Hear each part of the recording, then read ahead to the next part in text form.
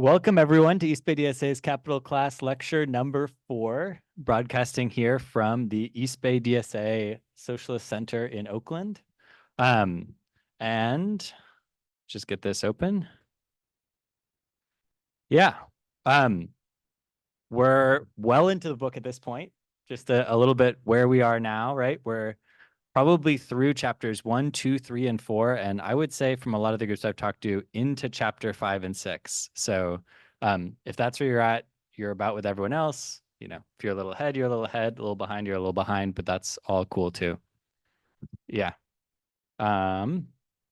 Okay. Thank you, Molly. I think we have someone here letting people in as they join on Zoom. So, okay. And then I just want to go over again recommendations for discussion groups. And if you're on Zoom, please, join and mute. Recommendations for discussion groups, which we cover each time, but I'll say, like I say every time, to get through the book, it's important to be consistent and to come to the groups. And so I'm just going to add in this one, I think we've gotten through value. We're getting into the middle part of the book. We're about to read the working day. So it's a good time to think of all the people in your groups who have come to a couple sessions but haven't come to the last couple, and send them a text and be like, hey, what's up? You want to come next time? We miss you, that sort of thing. So, especially if your group's getting a little smaller, every group, some people will drop off, that's guaranteed, but take a little bit of time to reach out and invite people back in. Okay, and then I just want to also remind everyone, right, we're trying to do every week reminders and rotating facilitation, so it doesn't just fall on anyone. Step up, remind people that the lecture's coming up, the reading group's coming up, and volunteer to facilitate. Stick to the reading. So, obviously it's always good or sometimes good to bring in some extra knowledge, but in general, you don't want to be spending 10 minutes talking about something that you understand that the rest of the group hasn't read, hasn't understood. You want to stick to the same thing that everyone's read, i.e. Marx's Capital. And then try to keep the vibes kind and good. And let me just quickly ask, so for everyone here, how many people are consistently meeting with your groups? Pretty good. Okay, cool. Thank you all.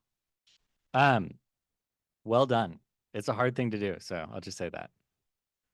Okay, so jumping into the actual text itself, in this lecture, we're covering chapter 4. And in a sense, going back to this image of an onion that, if you aren't familiar with, I've used it in every lecture so far. Marx, right, is building his argument in layers.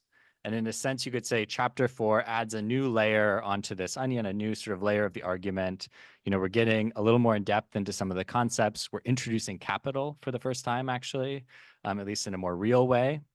And so in a sense, it's another layer, but I also think actually that, we're doing a sort of major shift at the end of this chapter.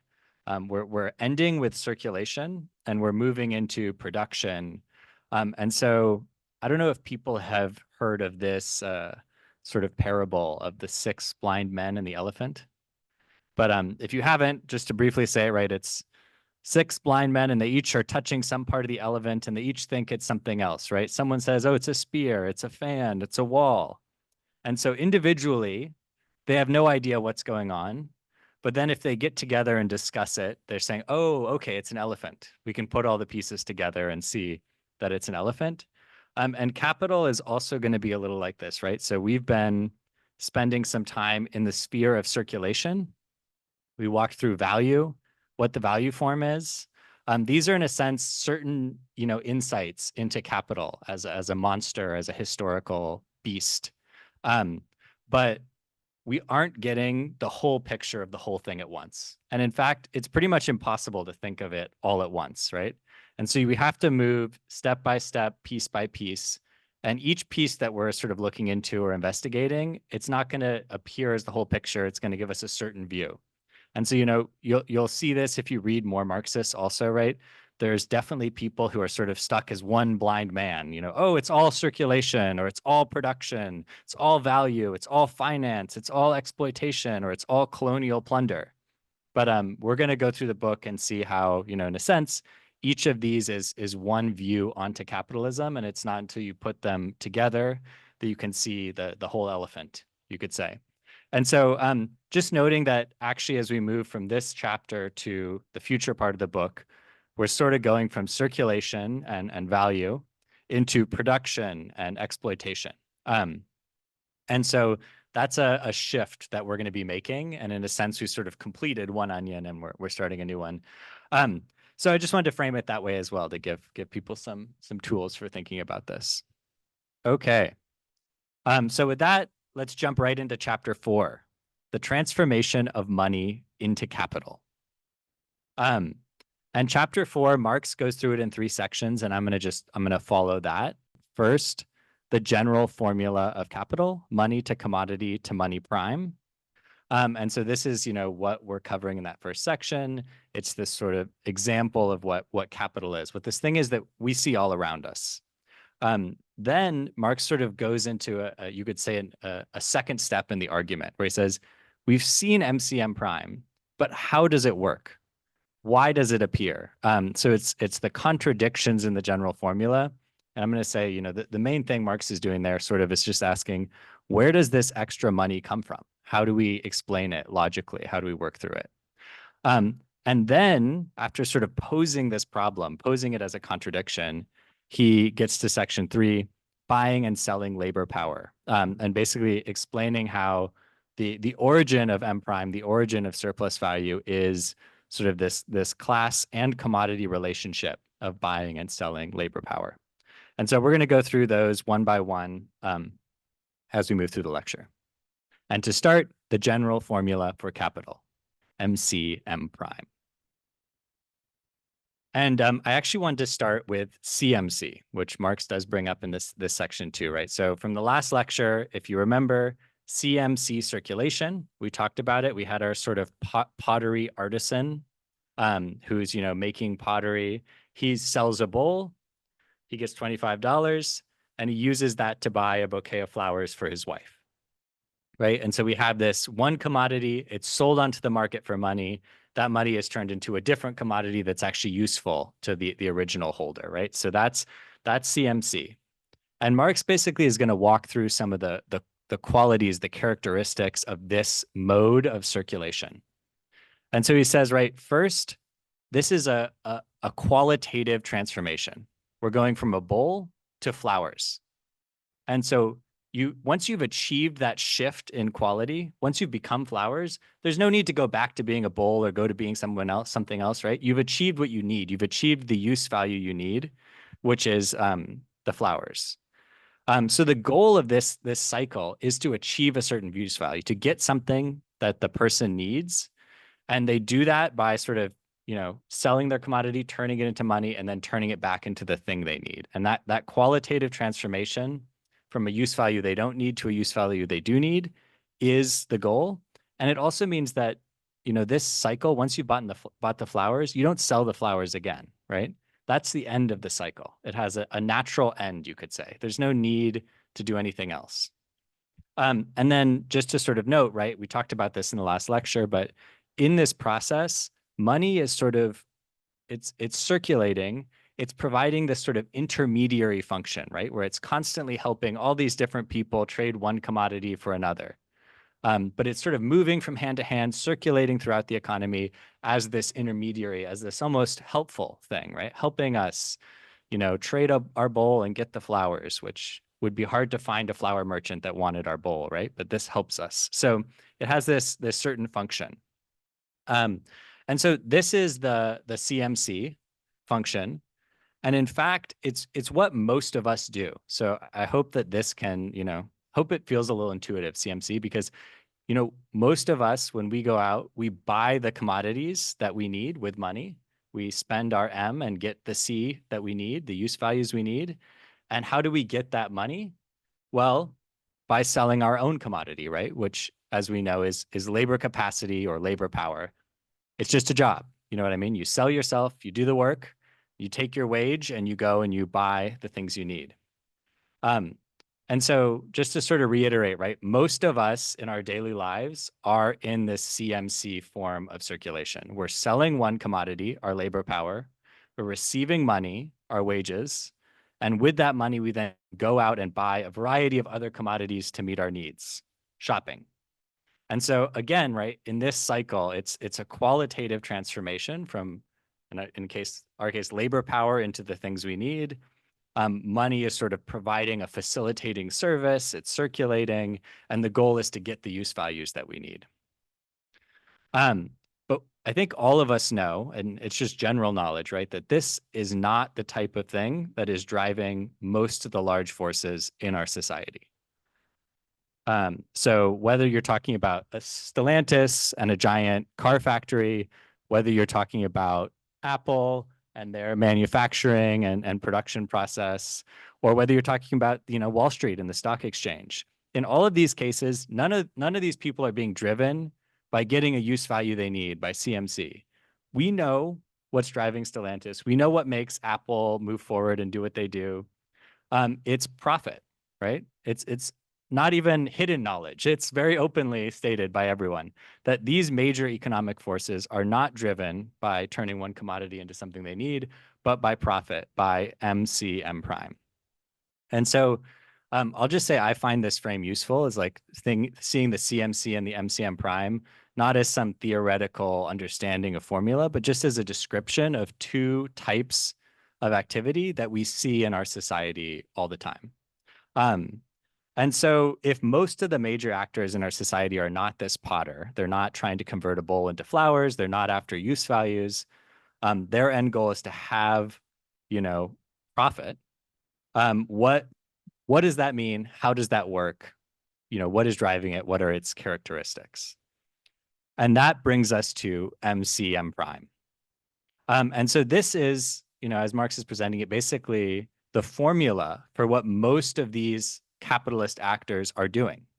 They're taking money, they're buying commodities with it, and then at a later point, or even pretty quickly, they're selling commodities and making even more money at the end, M prime. And Marx spends some time sort of going through this formula and just talking about what does it reveal just looking at it, just thinking through it. And basically he says it's very different from CMC, right? We have at the beginning and at the end the same sort of thing. There's no qualitative difference. The only difference is quantitative, right? There's more at the end than there was at the beginning. And in fact, that's the entire driving force, right? You would never do this if there weren't more at the end than there were at the beginning. But for this same reason that it's just quantitatively more, why is the M prime ever enough? Why isn't M prime in substance basically the same as the first amount of money you started out with? Why do you ever stop? There's no need, there's no drive to stop. There's no clear endpoint, right? It actually ends at its beginning again, and it can keep going infinitely. And there's no point at which you would ever stop this cycle, logically. So it has this sort of infinite process, always wanting more and more and more money. And that is actually very different, right, from changing one use value for another, which is what we saw in the CMC. And then finally, I just want to note here, right, that whereas in the CMC, money was almost this sort of servant, right? It was helping us change these different things for one another. It was circulating. Here, money is the subject. Money is the beginning. It turns into something else only to come back to itself, but even stronger, even more money. And in this way, it's sort of, it takes on this different position. It's not helping everyone exchange commodities. It's growing and independently pulling itself back to itself, right? And so Marx uses some of these phrases, the automatic subject, self-valorizing value, that sort of talk about this process of money becoming more money and being able to do that. And so with that, I just wanted to quickly, note again that we have these two different ways of circulating. And we've already seen, and I'm going to develop this throughout the lecture a little bit, we've already seen that these sort of follow a class character, right? A certain group of people in society is doing MCM prime, and a different group of people is doing CMC. And that is, I'll just note right now, not perfect. Obviously, different people are doing different mixes of things in many different ways. When capitalists are personally consuming, they're sort of doing CMC. Anyway, enough caveats. In general, we've talked about these two types of circulation, and they do correspond to two different sort of class positions. So on the MCM M prime side, just to review, right, this is about quantitative increase of value. There's no endpoint to it. It's infinite. and it's the general formula for capital. And then CMC, this is about qualitative change from one use value to another use value. At the end, you have the use value you wanted. There's no need to continue, right? It has a natural end. And this is sort of simple selling and buying of commodities, which is mostly how we live every day, right? Almost all the things we need are commodities that we buy by selling something. And so we start sort of seeing these differences and this early sort of beginning of a class character here. Despite that, I do want to note, right, Marx talks about how these two cycles, even though they're very different, they're also very similar. And so both CMC and MCM prime share the same components. There's both, in both of them, there's only money and there's commodities, right? Those are the two components. Not only that, they share the same actions. Both are only made up of buying and selling. And Marx is sort of pointing this out because these two things exist side by side in the same marketplace, right? Which is made up of commodities and money circulating, of buying and selling. And it's hard to tell whether CMC is going on or MCM prime is going on or both when you look at just one interaction or just one set of commodities, because they're made up of the same components. They're part of the same marketplace.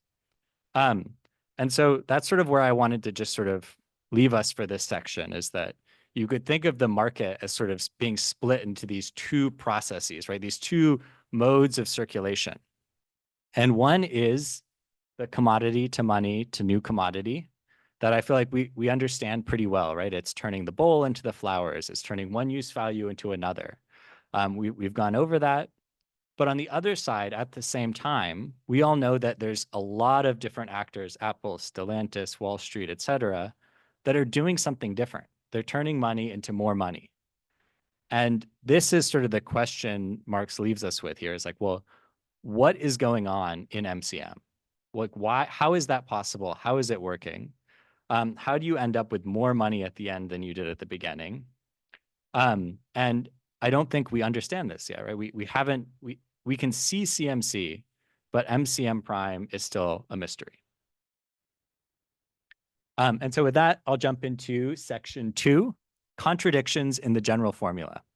And the key question here, as I said at the beginning, is where does the extra money come from?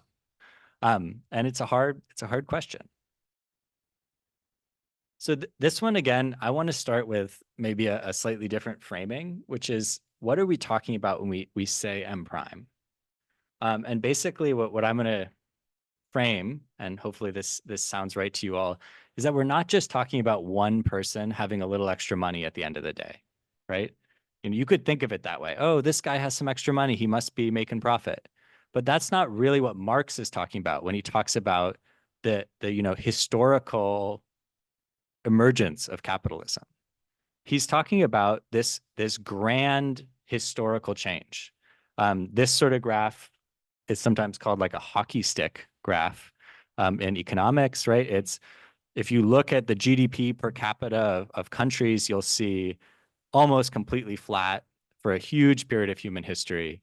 And then starting in the 1860s, this inevitable exponential rise throughout the world. And that is true, right? Even, I don't necessarily trust economists, but I do think it's at least partially true that this is from a 2005 political economy paper, that real wages, especially for some, a little more skilled trades like construction workers, have increased over time. And so this is for English construction workers, but they've sort of hugely increased in the last sort of era of capital. And so we're talking about this historical shift that's unprecedented, right? That is this constantly increasing value, this constant drive towards growth. And we can also think about this a little more practically or concretely, you could say, which is sort of thinking about the machines that we have nowadays, right? So this is a machine that probably makes all the chips in everyone's iPhone, also probably most of your computers. It is $380 million for one machine. Think of how much labor across the entire world that embodies, $380 million. It's incredibly complex. And so this is something that could never have existed 200 years ago, right? It's only even in existence because of this drive of the M prime, the push towards, as we're going to call it soon, surplus value. Similarly, I think I've mentioned this a couple of times, but the very image of Earth from space has changed in a way that's totally sort of crazy when you think about it. That we can now see Earth and it looks like this, which is only true in relatively recent history. And so all these different ways in which basically history over the last 250 years has shown this giant expansion in value, this drive towards more and more money, more and more value. That's really what we're talking about when we talk about M prime. And that's what Marx is trying to say. What underlies this drive, this push? And I just want to frame it that way, and we'll get into this soon, but I think it's a little helpful to think of it that way when you're also thinking through, what Marx starts talking about of the what doesn't do it. And so, yeah, there's a lot of things you can do that'll leave you with a little extra money in your pocket, right? But those sorts of things are not able to drive the entire world into a completely new economic paradigm where people live in a very different way. And that's what we've seen, and that's what we're really trying to explain. And so just to ask the question here, right, where does this expansion come from, this growth, this continuously increasing surplus value? And I do just want to note, right, surplus value here, I think in chapter 4, Marx just says it's the extra amount of money that you end up with at the end. But it's going to be the topic of the next 2 parts of the book. So we're going into a part that's called absolute surplus value, and then another part that's relative surplus value. I think then there might be another part that's absolute and relative. So we're going to spend a huge portion of the next book just thinking through this concept of surplus value. So I just want to highlight that this is something we're going to be spending a good amount of time on. And so where does this expansion come from? Well, Marx does not start by explaining it. He starts by explaining where it doesn't come from. That's sort of the main function of the contradiction chapter, you could say. So to start, he notes that it's not just trade making everyone better off. This is a pretty common, I'll just say, slogan, you could say, in economics, that trade makes everyone better off. And in a sense, it's just obviously true, right? We have here this little image. One guy has books, wants coffee. One person has coffee, wants flowers. One person has flowers and wants books. Well, it turns out if they all trade, they'll all have what they want. But actually, this is a matter of use values and personal wants and needs, right? And it's sort of a funny trick that's done because in capitalism, as we talked, you're producing for exchange. Everyone's producing things they don't need to sell to others. Of course, it's a use value for others. And of course, the trade allows it to actually be used. That's what we've covered. But in this process, no value has changed. The value of the 3 objects is the same. Even the type, the number of goods are the same. It's not explaining this sort of history defining expansion. Similarly, Marx talks about this idea of like buying low, selling high, being really smart, being a really smart player, always buying low, always selling high, always, doing the smart thing. Well, Marx basically just takes that out and games it out, not as an individual thing, you end up with more money in your pocket, but as a social phenomena, right? If you, as in this picture, you buy low, you buy a book from someone for just $30, and then you sell it for $50 to someone else, how much money has actually been made? Well, one person has gotten $30. One person has gotten 20, if you add the 50 and subtract the 30. And one person has lost 50. And as a whole process, no money has been made. No one has made money, right? Money has just shifted. One person has ended up with a little more than they should have.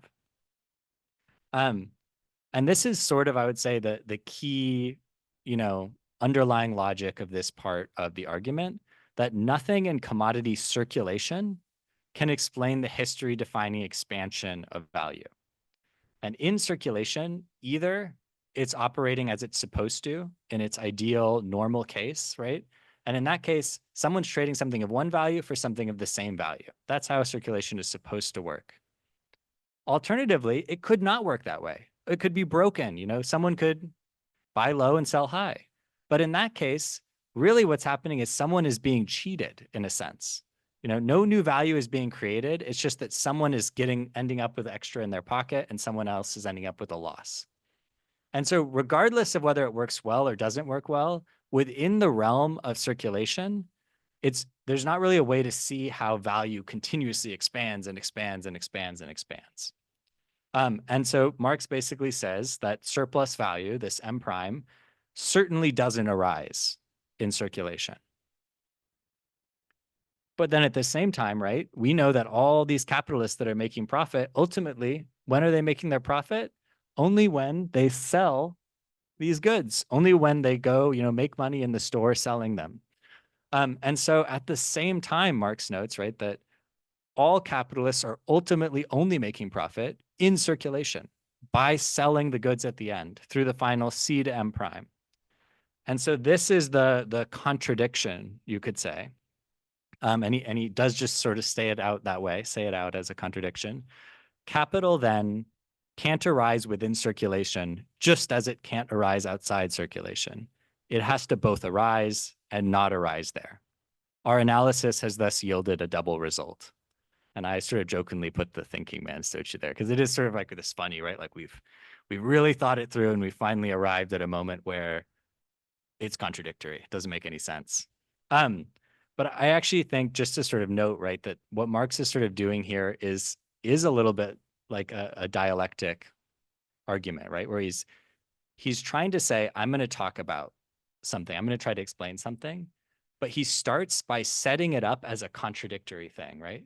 He doesn't start by saying, here's the basis of my argument. He starts by saying, here's this intense question that makes no sense.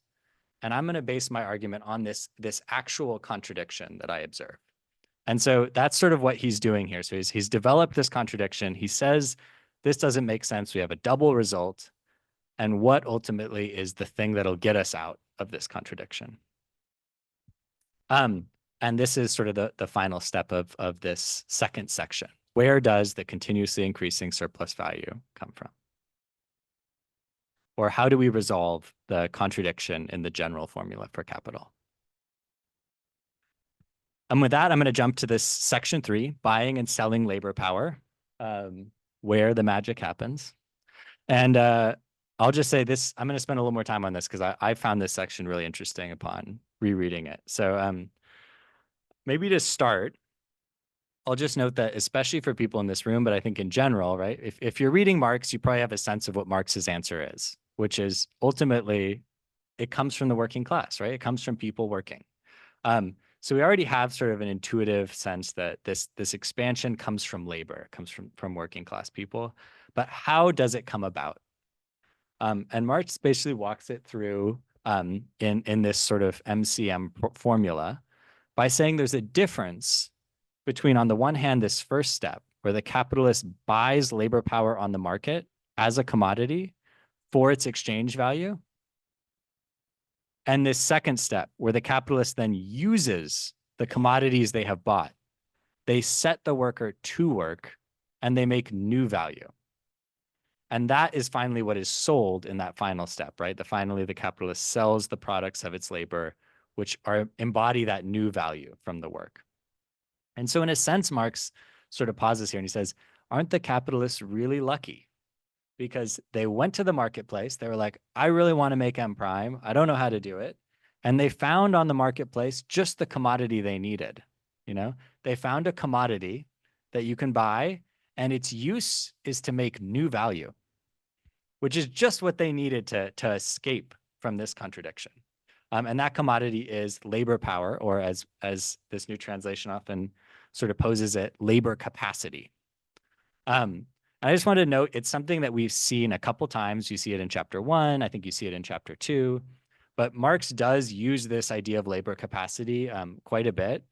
And I do think it's one of these concepts which I like to say is a little mystical in Marx, and I think correctly mystical, because it's crazy what human beings can do, what our capacities are. I mean, if you think again about that machine I brought up or all these different things, especially when we work together, but even working as one person, we have this sort of incredible infinite capacity to achieve things that is not really true of other animals in the same way.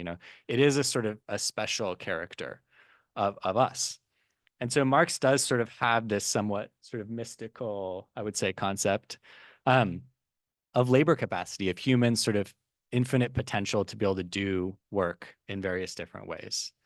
Um, and the question really here is not about whether people have labor capacity or not. We already know that, but it's about under what social or historical conditions do you find labor power or labor capacity available for sale on the market as a commodity?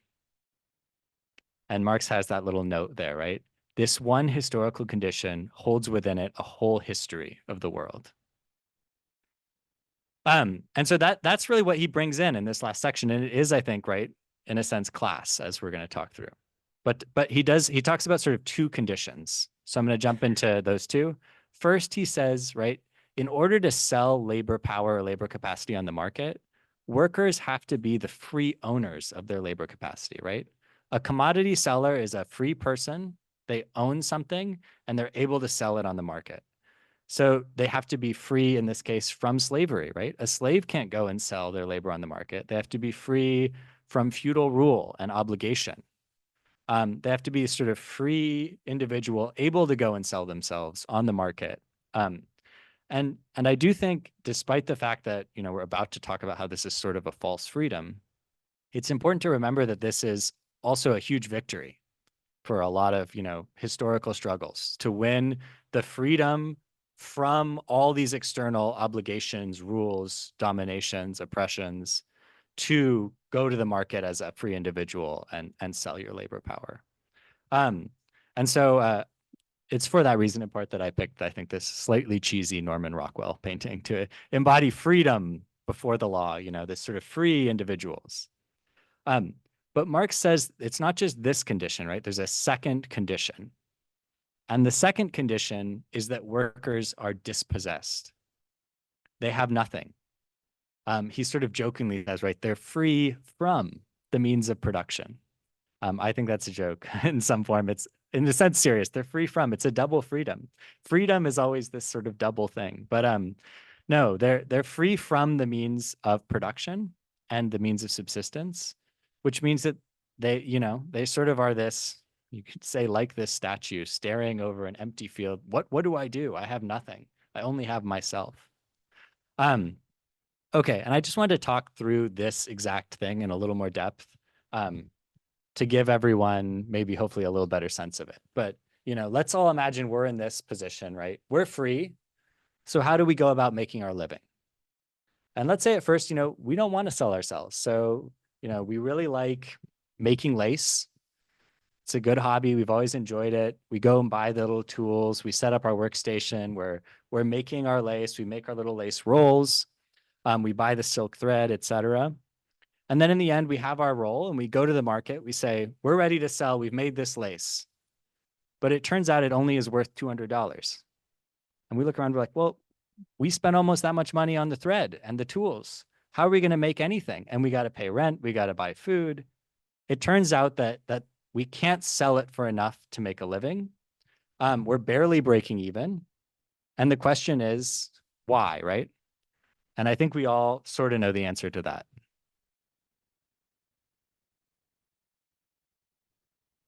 So this is just I wouldn't even say that advanced lace making machine. You can see what it's doing, like, how crazy it is how it's made video, if anyone's a fan of that show. But it's using like a complex map, incredible, refined, but also very fast action, millions of little metal pieces to produce, sorry, there it goes, to produce huge rolls of lace relatively quickly with very little labor. So basically, right, to just say it in the terms we're used to, it turns out when you're that little personal hobby lace maker, your labor does not count as socially necessary labor time, right? And so you don't get the amount of hours you put into it back from the market. You get almost nothing because capital is already producing lace using incredibly advanced means of production that cost more than 10 years of your wages without a thought. And you're competing with them on the marketplace. And so, in a sense, right, we're talking about how it's not just that you can't buy a little set of tools to do a little hobby project on your own.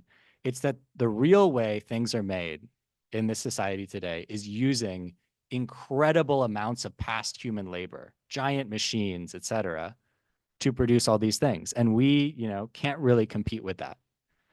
And so our lace maker, let's say, right, decides, oh, turns out I got to get a job. I can't make my living just making my own lace and trying to sell it down at the farmer's market. And so that is this double freedom, right? We're free from the means of production. We're also free as individuals to sell our labor power. And it's those two sides that mean that when a capitalist goes to the market, they can find labor power, labor capacity ready to buy, because there are people who are free to sell it, but are also free from any way to actually use it. And so just to go through this, right? Like you can't do work without tools, without raw materials. And in this process, you're competing with capital. And if you're a follower of the news, capital at this point in history, right, is people who can throw around $100 billion into a new venture without even really thinking about it because it seems promising. And so you're competing against a force that is truly gigantic and, has a sort of power beyond the scope of any individual person.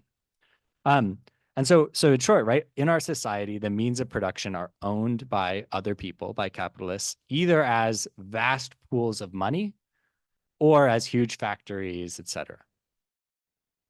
And so really what we've gotten to, right, is that there's a class relationship here. There's two types of people. There's some people who own nothing and they can only make a living by selling their labor power to others, the working class. I put this meme up here, right? Let's get this paycheck, driving home knowing you got to do it all again tomorrow because you just made enough for the week, you just made enough for that day. But then there are other people at the top in this picture on the right who own a bunch of capital, and indirectly or directly, they're profiting off the overall labor of society. And they actually don't have to work. They can just chill. Some of them work, some of them do various other things. Anyway, but there is this sort of fundamental class relationship at play. And I'll just pull out this one quote from Marx, which I liked because I feel like it has a sort of starkness to it.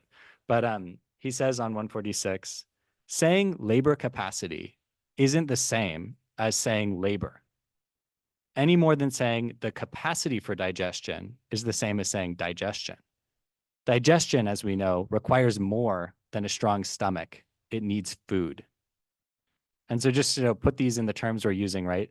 In order to turn labor capacity into actual labor, you need tools, you need raw materials, you need more than just the capacity. And so, this is sort of the frame here, is that people cannot do their own labor, and thus they have to sell their labor capacity because they're dispossessed, because they lack access to the means of production in society. And so with that sort of knowledge, I think we can now return to this image. This is something from back in lecture 2, if people were there for it, but I'll walk through it again. But this is an image of the capitalist social division of labor. And in lecture 2, we weren't quite where we're at now, but we said capitalism is basically a society of commodity producers where instances of useful labor are performed independently of one another as the private business of independent producers. And so it's a bunch of private little businesses interacting through the market, not socially cohered. Okay, and now I think we can add sort of a new twist, you could say, to this, right? Which is that in fact, there is another class division in the capitalist social, division of labor. And that is that there's a labor market and there's the buying and selling of labor capacity, of labor power. And so on the one side, you have, workers, proletarians. And on the other side, you have independent commodity producing capitalist firms that are buying up huge pools of labor on the labor market and using that to do production on a massive scale, right? And so you actually don't just have all these small little firms interacting in the market, right? There's this division in capitalism that is mediated through the labor market. And so this allows capitalists to buy labor whenever they need it. Um, and it sort of reveals this class character of the social relation. Okay. Um, and I wanted to go back to this slide, which we had, right? The two sides of things, MCM prime and CMC happening at once. And I think as of now, right, we've talked a little bit through the CMC side. We've talked about why the worker is selling labor capacity on the market as that first step of C, why that has emerged. But now I want to sort of switch over to the MCM side, see it from the perspective of capital. Why are they buying labor capacity on the market?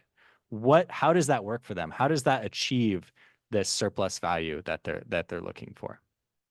And so in a sense, we're going to move from the selling of labor power, what the worker does, to the buying of labor power, what the capitalist does. And basically here, I'm going to just, Marx is talking through this, but he says this surplus value ultimately comes from a gap between two factors. On the one hand, the exchange value of labor power on the market, which is, in other words, the going wages. And on the other hand, the value created by the actual use of that labor power, the amount of socially necessary labor time done by the worker here in the factory. And this is really just saying again what we walked through here, right? That there's a first stage where the capitalist is buying a commodity on the marketplace for its exchange value. That commodity is labor power.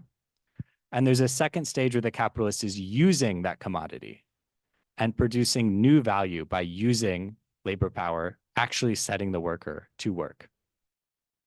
And so I just want to note, I think you're here.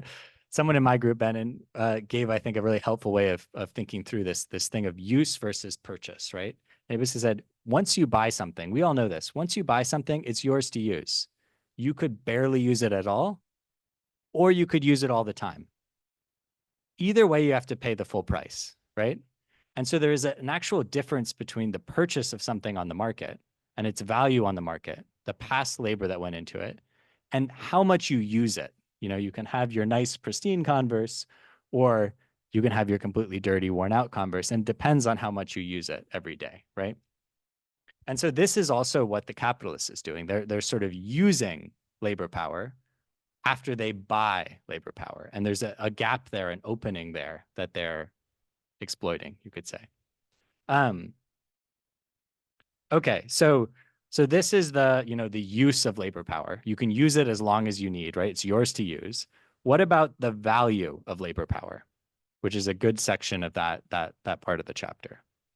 What is the value of labor power on the market? And well, like any commodity, right? We already covered this. Any commodity, its value is the socially necessary time to produce it, the socially necessary labor time. And so in this case, what does that entail? Well, Marx lays out a handful of things that can go into the value of labor power. First, and in a sense, most obvious, the basic means of subsistence, food, shelter, clothing, right?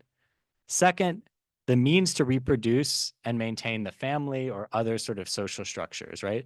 This is future workers, it's societal reproduction, and it also probably is more food, more shelter, more clothing. Beyond that, though, there's also cultural and historical needs above basic subsistence. So, I think all of us are familiar living in the US that for many jobs today, you need a phone, a smartphone even. That is actually a fully defined social need. You cannot get a job without it. And yet it is absolutely, right, a cultural and historic need. It was not a need 500 years ago. Same with a car, same with various types of products, right? So there's a sense that there are these other needs beyond just basic subsistence that are sort of cultural and historic. And then Marx does also mention, the cost of special training, whether that's schooling, just general schooling, or special, college, trade school, et cetera. And so it's all of this that goes into making labor power possible, to reproducing it so it can be sold the next day on the market again. And that ultimately is the value of labor power. But I do want to note that it works differently than other commodities, right? It's a little different. Most commodities, they just have a value. that we sort of know. But labor power, that basically the various wants and needs of the worker determine a set of means of subsistence. Those are actual commodities, and they have a value on the market. And so there's sort of this second step, right? It's like a two-step process instead of just one, where you get to the means of subsistence, and then those have a value on the market, and that becomes the value of labor power. But that means there's a little bit of extra flexibility here, right? There's, as we said, in some cultural times, an iPhone becomes a need. In some, it's not. And so that is a part of labor power, and we are going to come back to this a little bit in chapter 23. I'll just note that now. In chapter 23, we're going to talk about the labor market, the regulation of the labor market, and come back a little bit to understand how this still operates pretty similarly to value, but it is a little different. It's got some flexibility. And we can do questions at the end if that's okay. Okay, so I just wanted to come back to this same image of the gap, right? And now I think we can say it in new terms because we've reminded ourselves, right, that value is ultimately socially necessary labor time. It's social time, right? It's social working time. And so this gap between these two sides is really how much time does it take to produce the means of subsistence that, or to then reproduce workers day by day? How much time does it take to produce the homes, to produce the clothes, to produce the water, the other needs, et cetera? This is a picture of sort of a working class district in London around the same time. So, right, when people are so grouped together, how much time does it take to produce everything they need to reproduce themselves day by day? Those same workers then go to the factory, and how much time do those same workers then spend actually working? How much actual social time, social labor time do they contribute? And there's a difference between these two amounts. And it's this difference that ultimately makes up surplus value or the M prime. And so just to go back to this again, right, it is a class relationship. It's this difference. But I just want to note that it's sort of a strange class relationship because it happens, we've used this phrase a couple of times, right? But it happens behind our backs. It's not a direct, oppression. It's not like, you're a slave owner, you're the slave. It's not the feudal lord and the serf, right? You are relating to the market. Sure, at any one time you have a boss, but you could quit and go find another boss or go do your own thing, right? You're in a sense a free person. And the oppression that really is making you into a worker is not your one boss. It's also this sort of indirect social condition, right? That operates a little bit behind your back. And so this is part of what's unique about capitalism is that it's a class relation, a form of class oppression, you could say, but it appears behind our backs. It doesn't seem obvious to us as we're in it, right? And so one side is forced to sell their labor power, and they make just as much to reproduce themselves until the next sale. I will say, right, paycheck to paycheck. I think we've all probably heard the Bernie lines. Many people, most people are living paycheck to paycheck in this country. That doesn't mean all those paychecks are the same, but in the end, none of those people are accumulating huge amounts of money to buy a big machine and open a factory, right? They're all getting some amount of money and using it to reproduce themselves for the next sale. And on the other side, there's these people who own everything, who own the capital, and who are constantly getting to keep the surplus value and accumulate. And so I just wanted to note, right, basically, Marx does this sort of funny but somewhat true framing of the realm of circulation as a realm of Bentham, of freedom, of property, of equality. And there is actually a little bit of truth to that, right? Because the class relationship is not right out in front. It's somewhere else. And so circulation does appear like two free individuals coming to the market and trading what's theirs for a fair price. And there's sort of this idyllic, all trade is good, everyone is free image to the sphere of circulation. But the only reason it continues, or like the real driving power, at least one real driving power behind this whole thing, is hidden behind circulation. And so it's a sort of cheesy look, but right, there's sort of an underground world, you could say. Circulation is the bright, airy, looks nice city, but you can see in its underneath reflection that it's actually a den of thieves. It's actually all sorts of crazy things are happening here. And so that's where we're going to have to go next. And that's going to be the next section of the book is production, descending into the realm of production. Before we do that, I did want to stay on circulation for a bit and just draw out some of the conclusions. And so I know this picture is getting a little overburdened, but I'll just say, right, I think we can actually sort of chart out what the whole sphere of circulation looks like at this point, right? So there's a marketplace, and we see that as workers, we're buying all the things we need on the marketplace. We're buying means of subsistence, and we're selling our labor power.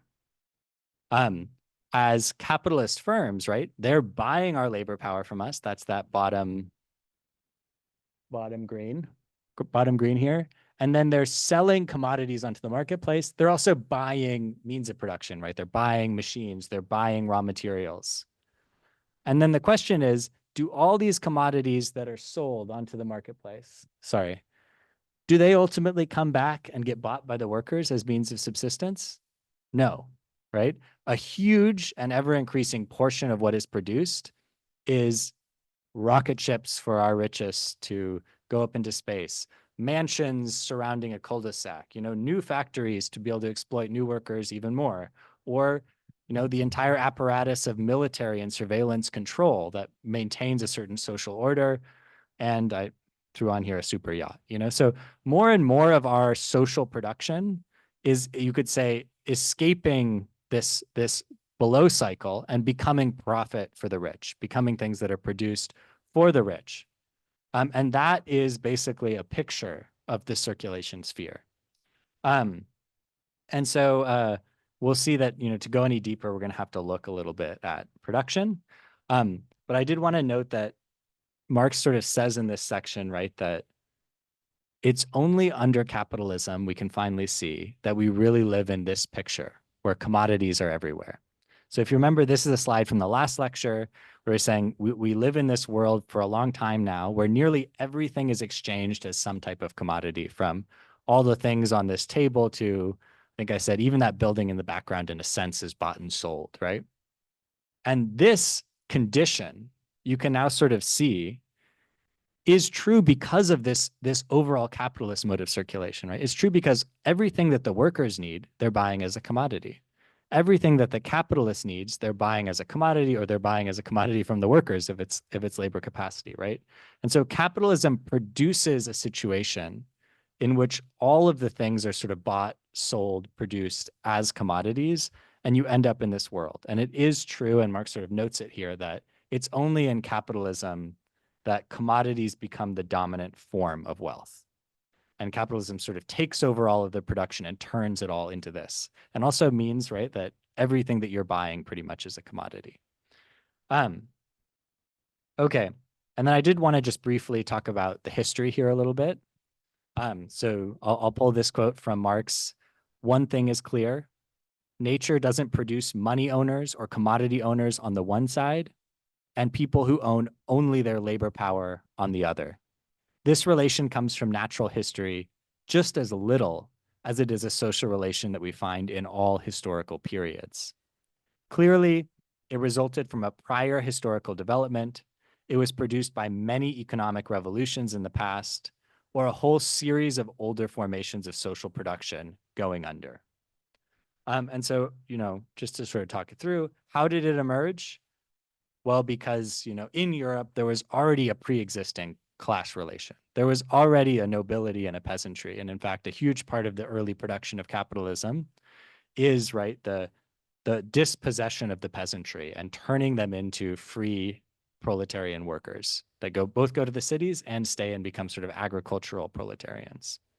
On the other hand, as we know, right, there's just a brutal colonial and imperial expansion across the globe that has, I would say, defined in many ways who has the capital and who are effectively proletarians in our modern world. And both of those will be covered in more depth at the end of the book in this section on so-called primitive accumulation. So we're gonna sort of get to this creation of this class relationship at the end a little bit. But Marx does talk here a little bit about how it persists over time. Once it's created, how does it persist? And it's a variety of different factors, right? But I'm going to say, for me, I think the one that made most intuitive sense is just it's about expectations, right? It's about the world you grew up in, how you expect to live, and these are the things that are actually changing. And you can sort of see that in the US now. I had that article there. Most Americans doubt their children will be better off, right? It's this loss of expectation that really makes someone feel unsure. And in fact, it's a push on that expectation that, you know, people in the future are not going to be making more. At least some people. Some people will be very, very rich. It also, of course, is actual class struggle. I think in this case, I've sort of framed that as a neoliberalism, class oppression and struggle mostly on the part of the bourgeoisie over the last 30 years. So whether that's, this graph that probably many people are familiar with, where the real wages of goods producing workers have basically been flat since the 70s, or just, the way that by producing a global labor market, all workers are competing with each other in this sort of race to the bottom. It's, it's a part of how this class relationship is reestablished. And then finally, I will just say, right, labor market dynamics, and this is part of what we're going to get to again in chapter 23. But I think probably most of us know that now, if you don't have a job, it's sort of a tough time to find a job. That wasn't true 4 years ago, 5 years ago, but workers are saying it's tough to find jobs. Hiring rates are below pre-pandemic levels, et cetera. And so there's all these factors that are coming in to sort of recreate this relationship where the worker is only getting paid so much. And I just sort of want to frame that. And then the last question, I think, which is sort of hopefully obvious to most people in this room, is how would this relationship end? And I wanted to just read a little bit from the manifesto, not from Capital. So these are some selections. The history of all hitherto existing society is the history of class struggles. The modern bourgeois society that has sprouted from the ruins of feudal society has not done away with class antagonisms. It has but established new classes, new conditions of oppression, new forms of struggle in place of the old ones. All previous historical movements were movements of minorities or in the interest of minorities. The proletarian movement is the self-conscious, independent movement of the immense majority in the interest of the immense majority. This organization of the proletarians into a class and consequently into a political party is continuously being upset again and again by the competition between the workers themselves. That's on the labor market, right? But it ever rises up again, stronger, firmer, mightier. The proletariat, the lowest stratum of our present society, cannot stir, cannot raise itself up without the whole superincumbent strata of official society being sprung into the air. And so just to sort of frame these selections, right? Marx is saying that when we look at history, we see that the real driving forces, more fundamental than the surface level occurrences, right, are these struggles between classes in the basic economic relationships of society, and that persists in our present society. We still do have this class relationship, even though it exists in a new form with new conditions. And that in order to transform it, you're not going to be able to go to the people in the upper class, go to the people who are running society, who are regulating it and saying, well, maybe we can do it a little differently, right? It's going to take a mass movement, a mass organization of the people who are actually dispossessed, who by rising up, by asserting their rights, would by necessity overturn society as a whole to sort of form the red wedge and break open the white circle. And these pictures are also from a previous lecture, right? But just want to reemphasize that we're talking about here a class relation that spans all of society. And part of what that framing is doing is helping us see how it's actually the sort of rising up of the proletarian, of the workers, of people who are dispossessed, and the organization of those people, and the assertion of their powers, their rights, the fight for a different way of living that ultimately is going to push us out of this society. And it's not going to be able to be changed by appealing to the power structures that be. And so now moving to production. So thanks for that little detour, just sort of drawing the conclusions of some of the circulation side. And I do think now I wanted to basically give a preview of the production side. It's not going to take too long. I'm not going to go into chapter 5 and 6. I know a lot of people started reading it. Um, but I'm going to just stick to a little bit of an introduction. But right, Marx sort of has this frame where he says there's a new scene, you could say, right? In the first scene, the worker and the capitalist, they meet one another. They're equals. They trade commodities value for value. They each respect one another on the marketplace. But now that it's been sold, you see the capitalist striding out in front, smile on his face, and behind the worker walking with a hunched back, knowing that they've sold their hide and they have nothing to expect but a tanning. And so that is sort of this switch we're making, right? We're making this switch in the book. And in a sense, what we're going to do is we're going to take one of these capitalist firms, and to understand where surplus value is coming from, we're going to zoom in. We're going to actually investigate the process of production under capitalism. And so we're going to go to the factory in a sense. And this is going to be the next, I think handful of months. We're going to have a long section on absolute surplus value, probably where most of you already are, and then another pretty long section on relative surplus value that are all about the production process and how surplus value is actually created in the production process in these two forms. And ultimately, right, in the factory, even though not everywhere is necessarily a factory, but paradigmatically. And then I wanted to give just a quick primer because people are jumping into chapter 5 and 6.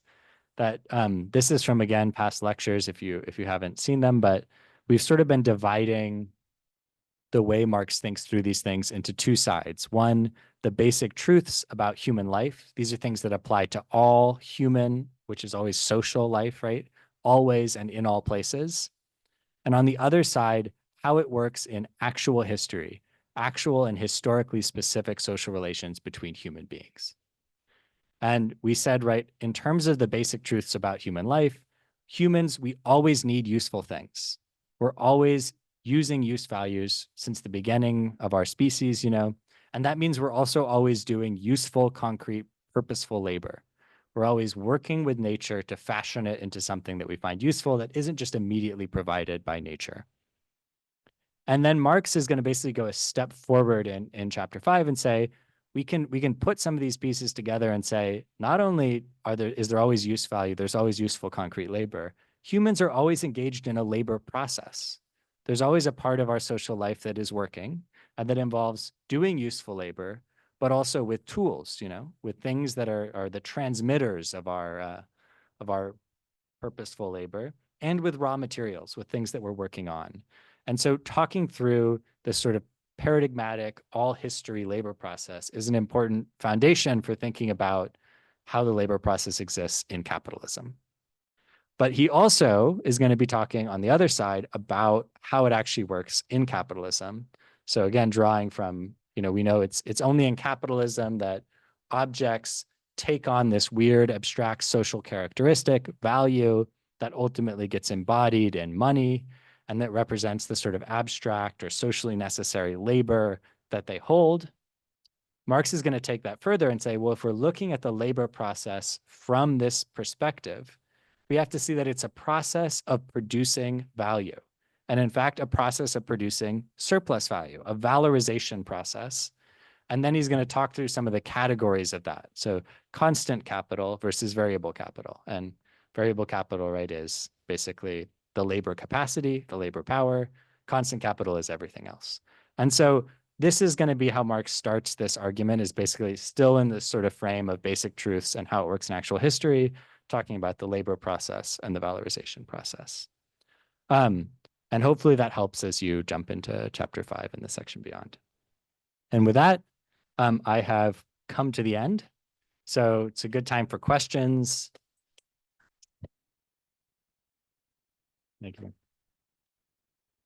Would someone want to come up and be a mic runner? Thanks. And if there's anything from Zoom, just let me know, Molly. Okay, any questions? Yeah, Peter. Wait for the mic if that's all right.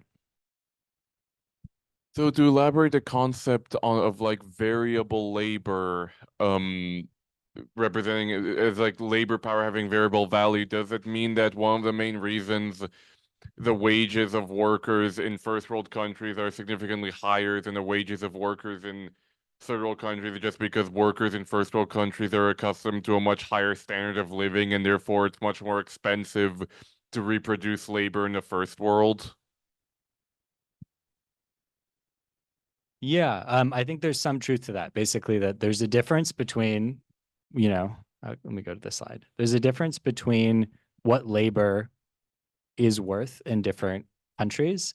And that I would say has to do right with, if we go back to this slide, um, a bunch of cultural and historic needs. So in some parts of the West, right, years of hard struggle by the working class to win an 8-hour day, to win a lot of these things.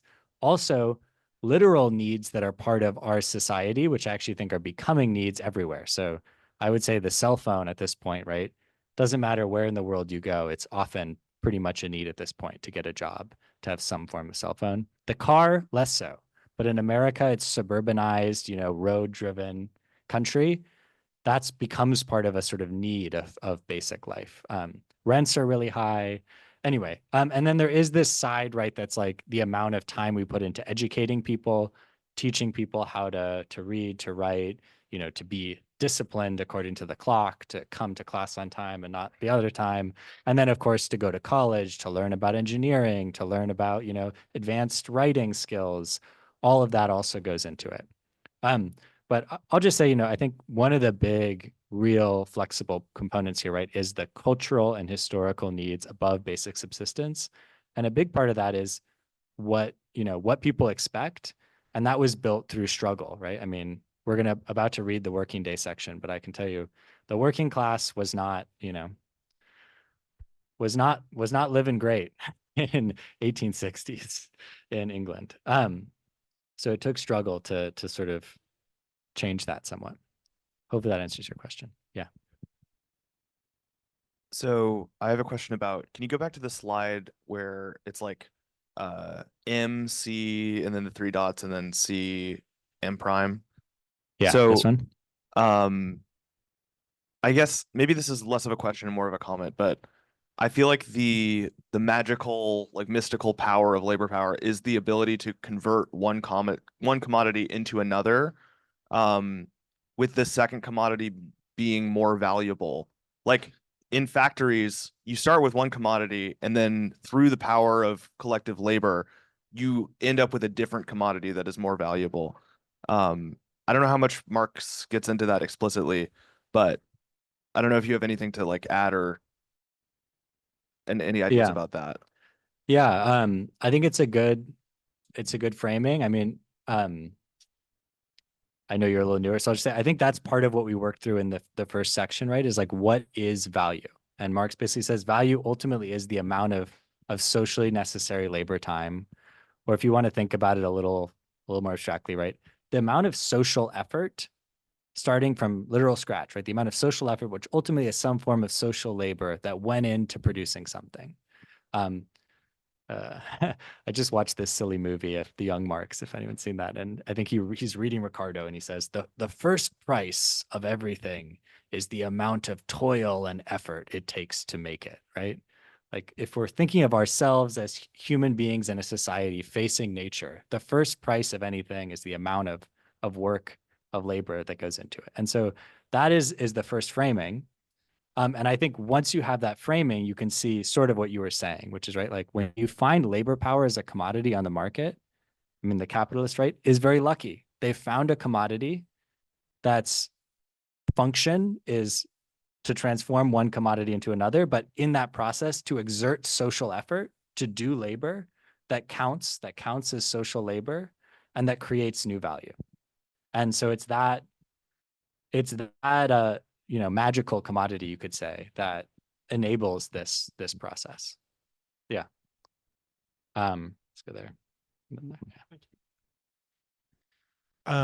While we're on the topic of the magic commodity, I guess I wanted to know your thoughts on what makes labor power particularly the source of the only commodity to produce additional value. I mean, I think we talked about in our group, yeast as an example in the fermentation process as another, organic process that starts at one commodity, produces another that is more valuable. So why would a process like fermentation not be creating new value, but only human labor power be doing so? Yeah. I mean, obviously, a process like fermentation is creating new value, but because of human labor, that's somewhat embedded in it. But I'm going to hope I can answer your question this way, which is to sort of take a different frame, maybe, which is like, let's say you're a capitalist and you go out and you dump a bunch of toxic material and you completely ruin a whole environmental area. That represents a huge destruction of nature, the taking away of a huge amount of nature's capabilities to sort of help us in future work. But that is in no way reflected in the value, right? So there's a way in which, as humans relate to natural processes are amazing and they do amazing things for us. But capital does not really have a way of seeing those as themselves value producing, because it's saying how much, social effort needs to be put in, ultimately how much labor and then raw materials, which represent past labor, do I need to use to make something happen in the end? And exactly what natural processes are involved or disrupted in that is sort of thrown to the side. So I don't know if that's really an answer, but I think there is something, if you go back maybe and want to think through again, like chapter 1, really, he does talk through again about what is labor, what is special about labor in a human society, and how then does capital see labor in value, and how does that hide these other important processes, which I'll just say personally, right, any rational society should be thinking about when they're producing with yeast, what that means and the organic processes there. And I guess capital does think about it, but it doesn't give it any extra value. Yeah. Did you have a question? Sorry. Yeah. Okay, I'll let Mike go. Sorry. I just didn't want to skip. Okay. Okay. I'm in Matt's group. So we Cool. did talk about fermentation. We also talked about elephants. That's a whole other thing. But I thought of I should have brought this up in the group, but my wife makes sourdough. And so that's fermentation. But, she doesn't just throw some flour and water and salt together and let it go. I mean, she's got her phone set, she's tending the fermentation the entire time. So it's not like the fermentation by itself, it'll just, go on, it'll just die eventually if you don't feed it. So it's really the tending of the fermentation process that I think creates value. Yeah. Any other questions? I think John, and then Connor. Yeah, I still catch on the definition that Marx gives to labor power as requiring free workers. Because it's certainly true that when he's writing Capital, there's a very extensive slave economy. As I say, if nowhere else in the south of the United States, and Britain purchases cotton from the United States and India and Egypt, as he says in Capital. So it's very clear that there was some parallel competitive equality. I won't say advantage or disadvantage. Marx says there's a disadvantage definitionally, a priori, in a slave economy. And I'm saying, well, if that's true, how is Britain buying slave-produced cotton and hopefully free-produced cotton all at the same time, overlapping? It sounds to me, in a way, that he's ginning the game by a priori determining, saying, that, we can only create surplus value with free labor. That's an assertion that he contends is borne out, and he uses the example of Frederick Law Olmsted's observations of sabotage of the economic process in the United States South by slaves who would wreck tools and mistreat animals, etc. But I just find that it sticks in my sense of the inevitability of free labor being the more efficient use of labor in order to create surplus value, because it's very, very clear that there was Yeah, stuff going on. I think we got the question. Yeah. Is that all right? Yeah. Well, but can I finish? Sure. Okay, thanks.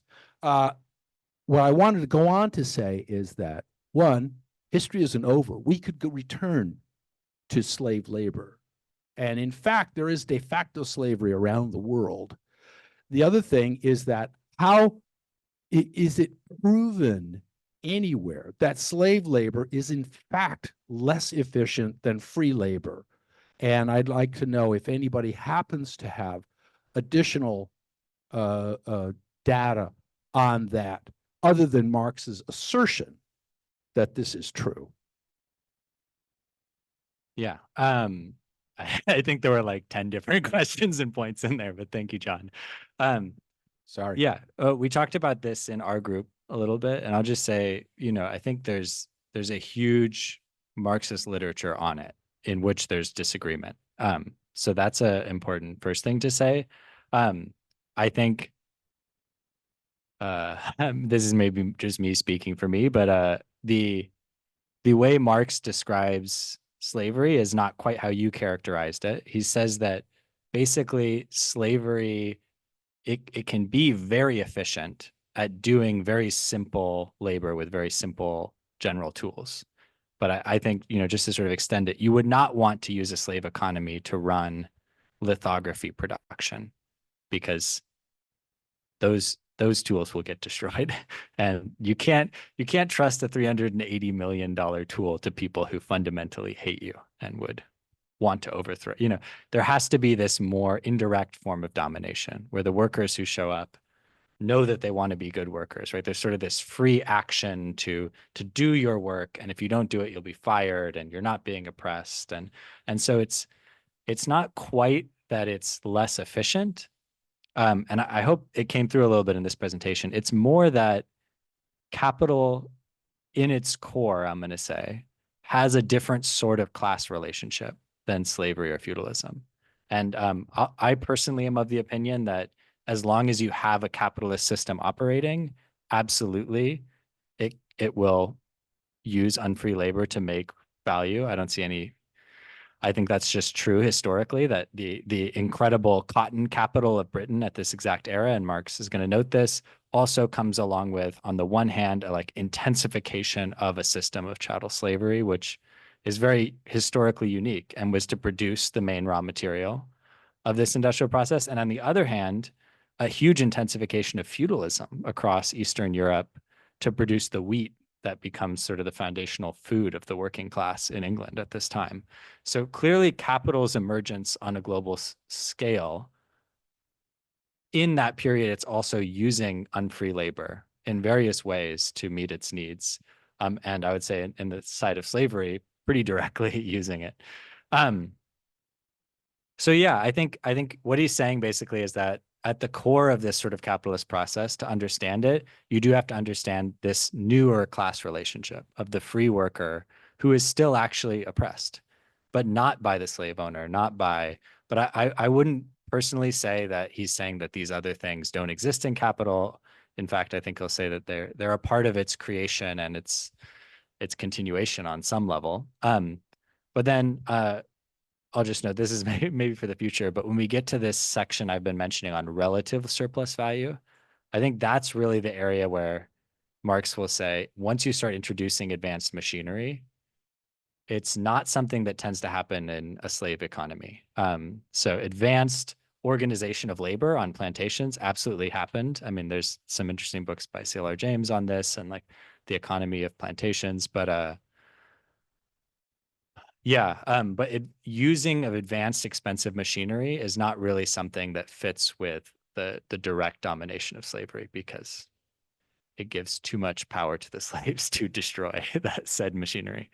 I think Marx sort of does make that argument, and I personally think it's somewhat historically correct that you require a sort of different form of class relationship to do some of the things that capital does, despite the fact that it still uses and certainly used on a gigantic scale slavery to produce the raw material cotton before that was fully automated and turned into this sort of incredibly efficient industry in which now, people are driving probably $6 million tractors. I'm not really aware, over giant fields, et cetera. That no longer, slavery doesn't really fit into that picture in the same way that it used to.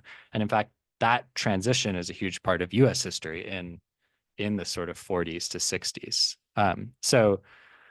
Okay, rambling. I think you bring up a lot of really good points, and I don't have definitive answers, and hopefully both of our contributions help people think through that a little bit. Any other questions? Yeah. Yeah, thanks again. Yeah, just a quick thought on the sort of yeast comment, and wondering if this is like, I still do catch myself not like slipping out of the labor theory of value and like confusing things that do work or do production as producing value. And like, I'm wondering if, like thinking about yeast as like not from the perspective of a capitalist as not dissimilar from a machine, in that something that's just doing work, but it's not producing value. And I'm wondering like if like there's an argument there around like what AI systems would do or are doing, as in like, are they like fully replacing labor, or is it just like a new form of work? That was a thought. And then on this slide, no, Marx, we went in a lot on temporality around like the time of purchase of labor versus the time of payment of like when wages are paid. And I couldn't quite remember the reading, whether that was him saying that's not where surplus value is, or that's just like another way that workers are getting stiffed. Or was that one of his like, don't get that's not the problem, this is the bigger problem? To answer your second question first, I think I don't know, I don't have that section in front of me, but my memory is it's more of one of these moments which happen throughout the book, and I always like, where Marx basically just says, I'm going to take a little break here and talk about this extra way that workers are actually pushed down in the way the world works, even though it's maybe not, I think he ends that little note by saying, we can just think of it as them getting paid right when they sell it. That's the way we can think about it. But in reality, we're not paid for our work until after it's done most of the time. I think there are actually a couple union contracts which have shifted that around, but it certainly takes a fight to do that. And that also means, I think he talks about it, right, that like many workers are going out and buying things on credit. And thus the credit card industry exists and gets all this interest off of this gap between when you do work and when you're paid. And that I think in Marx's time that it literally existed as workers having to go to their local cheap baker and buy the bread they serve on credit, because they're the only ones that'll give them credit. And that bread is, half concrete dust or whatever. And so it's literally poison.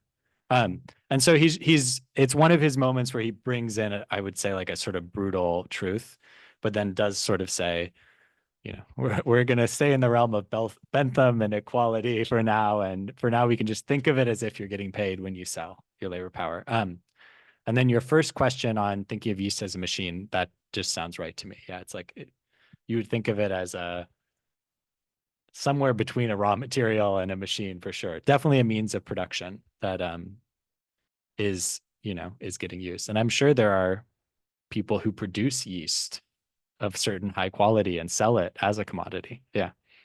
Okay. Any other questions?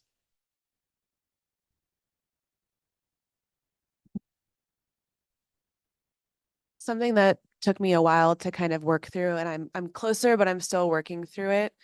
And I know that you can just say this is covered in the next section, and that's fine. But this gap between the value of the labor power that's dictated by the means of subsistence, and then the surplus value, which is represented by the cost of the raw materials plus the cost of labor, plus also this extra value.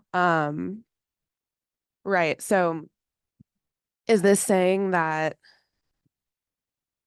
there's a certain definite quantity of time that is socially necessary to reduce or to reproduce the means of subsistence, and that's like what the worker is being paid for, and then on top of that, you know, you work, Marx says 6 extra hours or whatever, and that's the surplus value. But I guess my question that I'm still struggling with is, under his system, why is the value of the items created in those extra 6 hours not diluted by, you know, the fact that they're getting the same daily wage for 6 hours as they would for 12 hours? Like, why is it that the wage just doesn't represent the socially necessary congealed labor, and those, like, that differential is what we're talking about? Or is there, does that question make sense? I think so. Let me try to restate it and see if you can. So are you asking basically like why does the worker not come into the production process and they get used in the production process, and why isn't the value that's transferred just the same as they're paid? Why is there this new, like, why, you know, maybe that's not right. Like, we know that when the spinner uses the yarn, the value of the yarn gets transferred over. So why is the worker different? Is that fair? Or Yeah, I guess I understand that he's saying this is the magical property, like this is the Yeah. thing, but I guess I was having trouble processing why exactly, like why the same value that was provided to the worker doesn't just pass through and cause the price of the goods or the value of the goods to kind of be diluted because of the lower pay. Yeah. I will give you 2 answers. One of which is confusing, and one of which is more appropriate, probably. And the confusing answer is that this is jumping to volume 3, which I was asking, but you know, basically, hopefully this is not too confusing, but all of volume 1, if you really think about it, Marx is abstracting so much that all of capital is really just treated as one capital oppressing the working class. And he hasn't gotten to competition between capitalist firms, which is something that happens in particularly volume 3.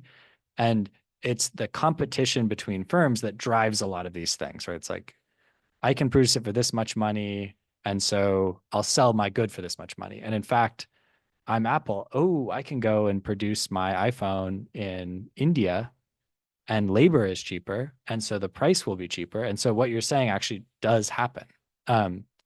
And so basically, Marx says that once you get to that level, you see that among capitals, they're not directly thinking about exploiting their workers. They're basically thinking, how do I make my claim on all of social exploitation? And it turns out that in the modern capitalist world, you can be a bank, you can be a person who designs software, and with very little labor, you can make a huge claim on overall social exploitation. And so he is going to sort of talk through some of that in volume 3, which we're not going to read in this class, but there is a way in which actually when capitalist firms interact, they don't think of labor as totally different from every other raw material they use. They think of labor as just another cost. And then they're like, you know, we get profit on our costs. That's how they're immediately thinking about it.